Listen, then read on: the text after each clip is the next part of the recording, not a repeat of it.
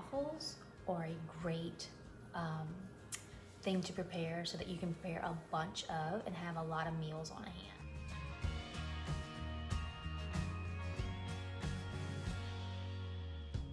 So you start with your 1 can of coconut milk, 1/4 cup of coconut oil, and melt it.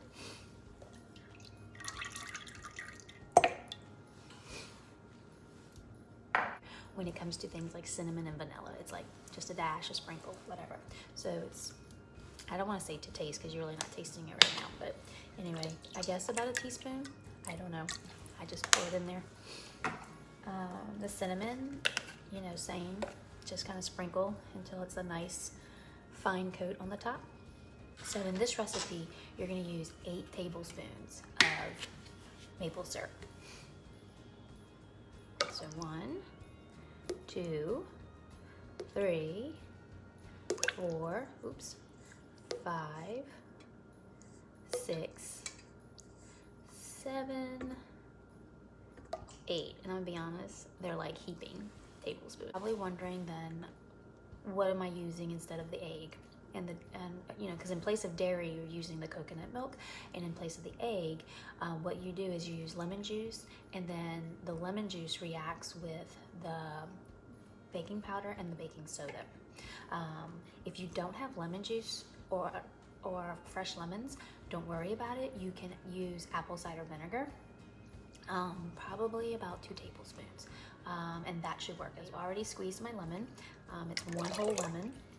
Or if you're using lemon juice from like a jar or something, I would stick to about 1.5 to 2 tablespoons of lemon juice. The next thing is you want to use aluminum-free baking powder.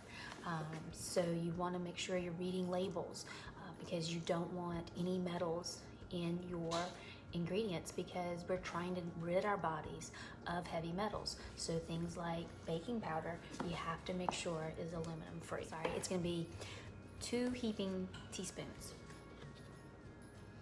So 1, 2, half teaspoon. Put it in there. All right. Let's see the reaction between the lemon and the baking soda and the baking powder. It's starting to bubble. So that reaction is what takes place of the egg. So I'm gonna go ahead, at this point, I always mix my wet ingredients.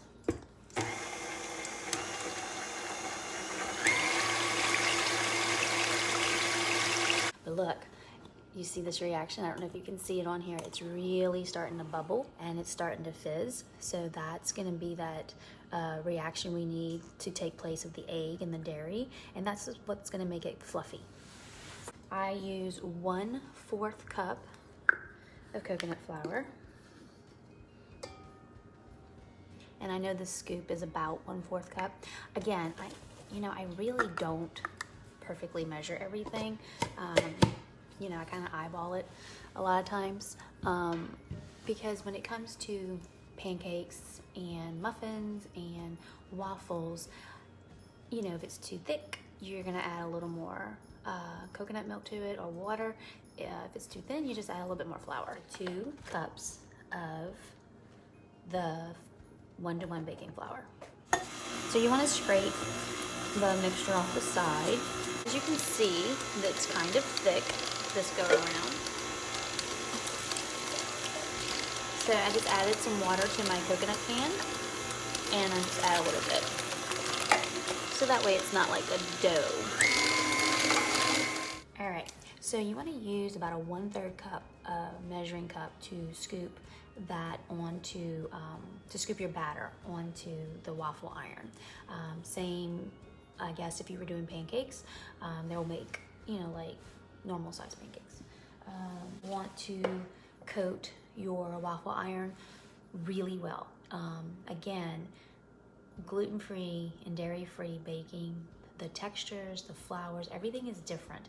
And so you want to make sure your waffle iron is coated really, really well, or else you'll have a very sticky mess. Oil, I use an olive oil cooking spray. So you want to coat it generously. Top and bottom, don't forget. All right. And then, you know, you just want a nice heaping cup, 1/3 cup of batter. You want to scoop it all out because your batter is going to be thick. Okay. Get it in there as evenly as possible. And then you just close it and press down.